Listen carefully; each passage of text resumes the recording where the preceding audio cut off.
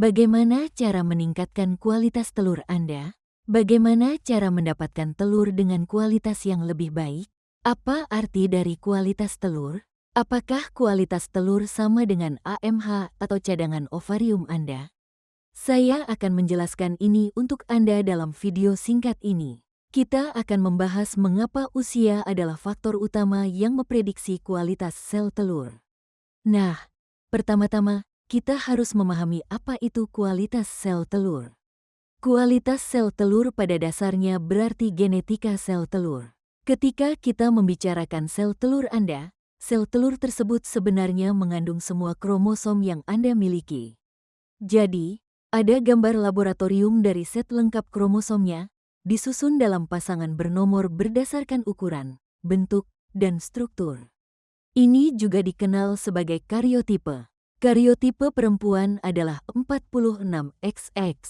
Di dalam sel telur Anda, sejak Anda lahir, kromosom-kromosom ini terhubung satu sama lain dalam dua untai 23X. Mereka berada dalam posisi yang sempurna.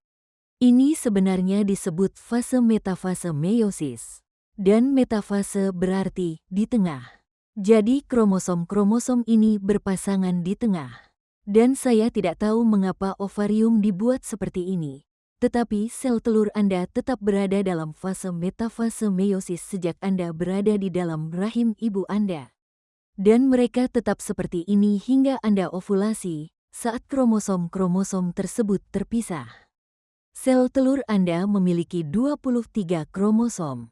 Setiap sel telur memiliki 22 kromosom autosom bernomor, kromosom non-kelamin, dan satu kromosom kelamin X. Dan setiap sel telur siap untuk dibuahi oleh sperma yang juga memiliki 23 kromosom. Namun, dalam kasus sperma, ia memiliki 22 kromosom autosom bernomor dan satu kromosom seks Y. Ketika sel telur dibuahi, sel telur yang dibuahi akan memiliki 22 pasang kromosom autosom dan satu pasang kromosom seks. Jadi, karyotipe embrio akan menjadi 46XX atau 46XY. Hal penting di sini adalah memahami bahwa kromosom-kromosom ini dijaga terpisah oleh spindle meiosis, yang merupakan protein. Protein-protein ini menjaga mereka dalam susunan yang sempurna. Semakin lama mereka berada di sana, semakin banyak protein-protein ini akan rusak, dan semakin meningkat pula pembelahan abnormal. Akibatnya, kromosom-kromosom tersebut tidak akan membelah secara merata. Anda akan mendapatkan sel telur yang bukan 23X. Ini disebut anuploidi, yaitu jumlah kromosom yang abnormal. Dan usia adalah faktor utama yang menentukan kualitas sel telur. Dan Anda akan mendengar setiap dokter kesuburan mengatakan hal itu. Itu karena ada lebih banyak kerusakan jika sel telur tersebut telah berada dalam fase metafase untuk waktu yang lebih lama. Ada peluang lebih besar untuk terjadi kesalahan. Namun, ada beberapa faktor yang menyebabkan protein-protein ini rusak lebih cepat. Dan ada beberapa faktor yang mungkin memperlambat degradasi protein-protein ini. Protein-protein ini dipengaruhi oleh lingkungannya. Kami mulai memiliki semakin banyak bukti bahwa lingkungan di sekitar Anda, apa yang Anda konsumsi dan gunakan pada tubuh Anda, serta lingkungan tempat telur berkembang, semuanya mempengaruhi kualitas telur. Anda tidak bisa mengembalikan waktu. Semakin muda, semakin baik. Baik Anda akan menjalani IVF, pembekuan telur, atau mencoba hamil, Anda sebaiknya selalu berusaha untuk memulai lebih awal. Ini karena usia muda dapat mengungguli faktor lain. Kami ingin memiliki kualitas telur terbaik yang mungkin. Oleh karena itu, memahami faktor-faktor yang memengaruhi kualitas telur membantu Anda memahami apa yang dapat Anda lakukan. Cepat, mari kita bedakan antara kualitas telur dan kuantitas telur atau cadangan ovarium. Cadangan ovarium mengacu pada jumlah sel telur yang Anda miliki. Mungkin Anda masih muda dan memiliki kualitas sel telur yang lebih baik. Namun, Anda tetap bisa kehabisan sel telur lebih awal dan memiliki cadangan ovarium yang rendah. Kualitas telur dan cadangan ovarium adalah hal yang terpisah. Satu hal yang konsisten adalah bahwa seiring bertambahnya usia, Anda akan memiliki lebih sedikit telur. Dan seiring bertambahnya usia, kualitas sel telur akan menurun. Jumlah sel telur dapat diperiksa melalui tes darah bernama AMH dan hitung folikel antral. Dan pada dasarnya, kita mengukur berapa banyak sel telur yang masih Anda miliki. Jadi, dua hal yang akan menentukan keberhasilan IVF adalah jumlah sel telur yang Anda miliki atau cadangan ovarium Anda, dan usia Anda, yang pada dasarnya berkaitan dengan kualitas sel telur. Sayangnya, sel telur adalah sel tunggal yang sebagian besar berisi air dan mengandung DNA di dalamnya. Dan dokter kesuburan tidak dapat menguji DNA tersebut. Itu hanya satu sel. Dokter akan menghancurkan sel telur. Jadi, tidak ada tes untuk kualitas sel telur. Dokter Anda tidak dapat melakukan tes darah dan melihat sel telur Anda lalu mengatakan, "Oh, persentase ini akan secara genetik normal." Namun, kita dapat melihat norma berdasarkan usia dan mengatakan, "Oke, apa yang kemungkinan normal berdasarkan usia Anda?" Dan ini adalah data dari studi infertilitas di mana kita menguji embrio. Mari kita jelaskan terminologi kita. Sel telur adalah sel tunggal dengan genetika yang sepenuhnya berasal dari ibu. Embrio adalah sel telur yang telah dibuahi. Ia memiliki genetika dari ibu dan ayah, atau genetika sel telur dan sperma. Biopsi berarti mengambil sampel kecil jaringan atau sel dari tubuh. Kemudian sampel tersebut diperiksa di bawah mikroskop atau diuji di laboratorium. Dan embrio, ketika berkembang menjadi tahap multisel, secara tradisional sekarang dibiopsi pada tahap blastokista, yang memiliki sekitar 300 sel. Dan Anda dapat mengambil beberapa sel dari komponen plasenta yang disebut trofectodem tanpa merusak embrio. Jadi, kita dapat menguji embrio, tetapi tidak dapat menguji sel telur secara terpisah. Dan ini merupakan salah satu keterbatasan utama jika kita melakukan pembekuan sel telur. Dokter Anda tidak dapat memastikan berapa banyak sel telur Anda yang secara genetik normal. Dokter Anda hanya dapat membuat beberapa asumsi berdasarkan usia Anda. Itulah satu-satunya informasi yang kami miliki. Kami harus menerima asumsi-asumsi tersebut. Ini salah satu keunggulan membuat embrio. Dokter Anda tahu berapa persen embrio Anda yang normal. Kekurangan dari pembuatan embrio, tentu saja, adalah biayanya lebih mahal dan prosesnya lebih rumit. Selain itu, hal ini mengikat Anda dengan satu sumber sperma secara permanen. Dan itu mungkin bukan keinginan Anda. Oleh karena itu, berusaha mengoptimalkan kualitas sel telur Anda akan meningkatkan peluang kehamilan secara alami. Mengoptimalkan kualitas sel telur juga akan membantu dalam IVF dan pembekuan sel telur atau embrio. Oleh karena itu, Anda ingin melakukan segala upaya untuk mengoptimalkan hal ini. Jika kita melihat data, jika Anda berusia di bawah 35 tahun, maka sekitar 60% embrio secara genetik normal. Jika Anda berusia sekitar 35 tahun, maka hampir setengah dari embrio akan secara genetik normal. Jika Anda berusia 37 hingga 38 tahun, maka sekitar 40% embrio akan secara genetik normal. Jika Anda berusia 39 sampai 40 tahun, maka 30% embrio akan secara genetik normal. Jika Anda berusia 41 sampai 42 tahun, maka 20 hingga 25% embrio akan secara genetik normal. Dan setelah usia 42 tahun, biasanya hanya 10% atau kurang yang secara genetik normal. Dan itu berlaku untuk embrio yang Anda kirim. Sekarang, jika Anda hanya mengirimkan satu embrio dan usia Anda 42 tahun, kemungkinan embrio tersebut tidak akan normal. Namun, kami tidak dapat memastikan hal itu. Itulah mengapa terkadang dokter Anda akan mengatakan bahwa untuk membuat perhitungan matematisnya cocok, Anda mungkin perlu melakukan beberapa siklus IVF. Lakukan siklus ini dan kemudian siklus lain agar perhitungan matematisnya berhasil untuk menemukan embrio yang secara genetik normal. Jika Anda lebih tua tetapi memiliki cadangan ovarium yang lebih tinggi, perhitungannya akan lebih menguntungkan. Jika Anda lebih muda, meskipun cadangan ovarium Anda rendah, perhitungan kemungkinan masih baik.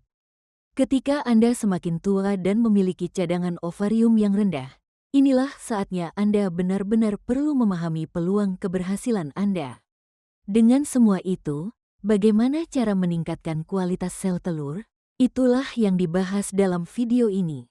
Hal terpenting adalah memahami bahwa sel telur Anda sangat sensitif untuk tetap berada dalam fase metafase.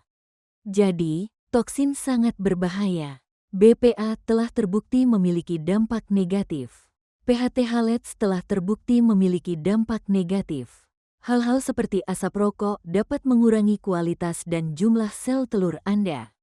Ganja juga mengurangi jumlah embrio dan kualitasnya. Jadi, semua ini adalah racun yang ada di sekitar Anda. Jadi, berhentilah merokok rokok dan ganja. Periksa produk yang Anda gunakan untuk persiapan makanan. Hentikan minum dari wadah plastik. Hentikan memasak makanan di wajan teflon. Hentikan memanaskan plastik di microwave. Mulailah beralih ke produk kecantikan dan dapur yang lebih aman. Perubahan kecil ini membuat perbedaan. Bahan kimia abadi ini menumpuk dalam aliran darah Anda seiring dengan paparan yang semakin banyak. Dan kami memiliki data yang menunjukkan bahwa mereka mempengaruhi stabilitas genetika di dalam sel telur. Kategori besar lainnya di sini adalah peradangan. Peradangan dan peradangan kronis adalah toksisitas di dalam tubuh. Peradangan dapat berasal dari berbagai hal yang berbeda. Dan saya percaya bahwa tubuh adalah satu kesatuan yang terhubung. Misalnya, ini berarti tidak realistis bagi kita untuk berpikir bahwa jika Anda tidak tidur cukup, tubuh Anda akan berfungsi pada performa puncaknya. Tidak peduli seberapa baik Anda merasa. Mari kita bahas bagaimana kurang tidur dapat memengaruhi tubuh. Pertama, tidur adalah saat tubuh Anda menyembuhkan peradangan seluler. Itu saat sel-sel Anda menyembuhkan diri. Itu saat segala sesuatu diproses ulang. Saat Anda membersihkan toksin. Jadi, jika Anda tidak tidur selama 7,5 hingga 8 jam setiap malam, Anda tidak mendapatkan manfaat tersebut. Jika Anda sangat stres, tubuh Anda terus berada dalam mekanisme fight or flight. Hal ini menyebabkan tingkat kortisol yang sangat tinggi. Dan ini menghentikan fungsi kelenjar pituitari sambil juga menyebabkan peradangan karena tubuh Anda tidak akan mencerna dan membersihkan racun seperti seharusnya. Tubuh Anda siap untuk melarikan diri dari beruang. Sekarang, tubuh manusia tidak dirancang untuk hidup dalam dunia stres kronis yang kita alami saat ini. Dan stres sangat luas. Mungkin itu pekerjaan Anda, mungkin penyakit, mungkin stres emosional atau trauma. Tapi semuanya penting, dan menangani hal itu dengan cara apapun sangat penting. Itulah mengapa hal-hal seperti akupuntur, meditasi, terapi, konseling, yoga, atau apapun yang dapat membuat Anda mengambil waktu sejenak dari stres Anda sangat bermanfaat bagi penyembuhan Anda. Dan oleh karena itu, saya sarankan 30 menit sehari. Entah itu berjalan-jalan dengan burung, pergi akupuntur, meditasi, yoga, menulis jurnal, atau membaca. Apapun yang dapat mengurangi stres Anda, maka Anda perlu melakukannya. Kemudian ada diet. Ada makanan yang diketahui bersifat inflamasi, makanan olahan, gula tambahan, dan daging merah. Semua itu bersifat inflamasi. Faktanya, semakin banyak porsi yang berasal dari protein nabati dibandingkan protein hewani tampaknya lebih baik untuk tubuh. Produk susu memang kontroversial, terutama jika membandingkan antara produk rendah lemak dan produk berlemak penuh. Namun, tubuh manusia tidak dirancang untuk mengonsumsi banyak protein hewani. Dan produk susu berlemak penuh mungkin lebih baik daripada susu rendah lemak. Hal ini karena proses pengolahannya. Menambahkan bahan sintetis untuk membuatnya terlihat seperti susu lebih meradang bagi tubuh daripada mengonsumsi susu berlemak penuh. Jadi, yang saya rekomendasikan dari segi diet adalah diet yang rendah inflamasi. Ini berarti makanan utuh dan berbagai macam buah dan sayuran. Jangan batasi konsumsi mereka. Gandum utuh dan karbohidrat kompleks. Anda tidak perlu menghindari gluten, kecuali jika Anda memiliki sensitivitas terhadapnya. Jika Anda memiliki Hashimoto, penyakit tiroid, atau penyakit autoimun dalam keluarga, Anda mungkin memiliki sensitivitas terhadap gluten. Saya juga merekomendasikan diet rendah gula dan rendah makanan olahan. Jadi, Anda hanya mengonsumsi berbagai nutrisi padat, memberikan tubuh Anda apa yang dibutuhkannya.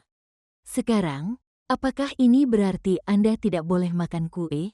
Tidak, nikmati hidup Anda. Tapi usahakan untuk menjaga pola makan rendah peradangan sebagian besar hari untuk manfaat telur dan tubuh Anda secara keseluruhan. Dan tubuh Anda tidak akan mengalami masalah besar dalam memproses makanan yang tidak sehat.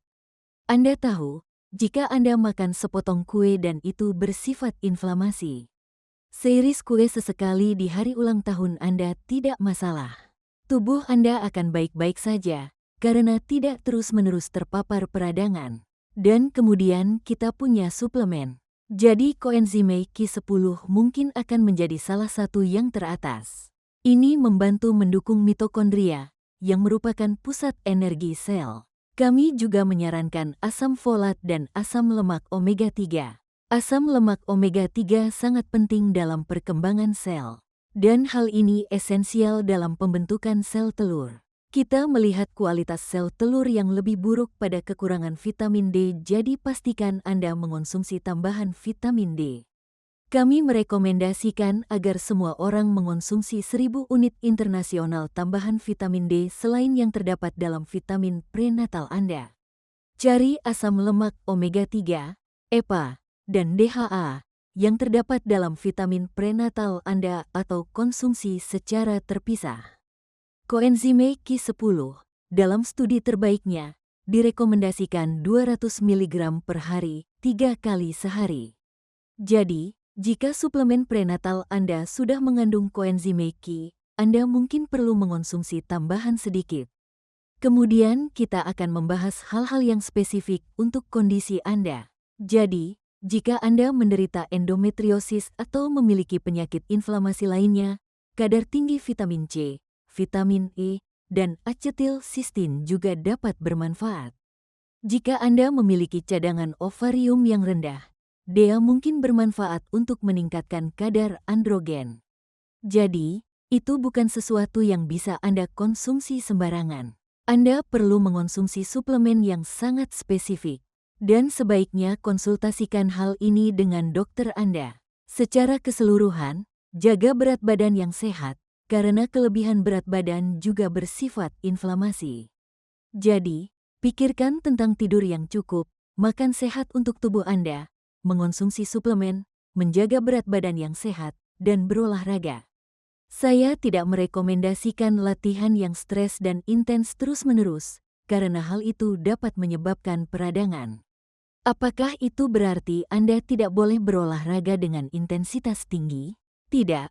Tentu saja berolahraga sangat baik untuk tubuh Anda, tetapi pastikan Anda memperlakukan tubuh Anda dengan baik dan memberi diri Anda cukup waktu untuk istirahat dan pemulihan. Semoga video ini bermanfaat bagi Anda.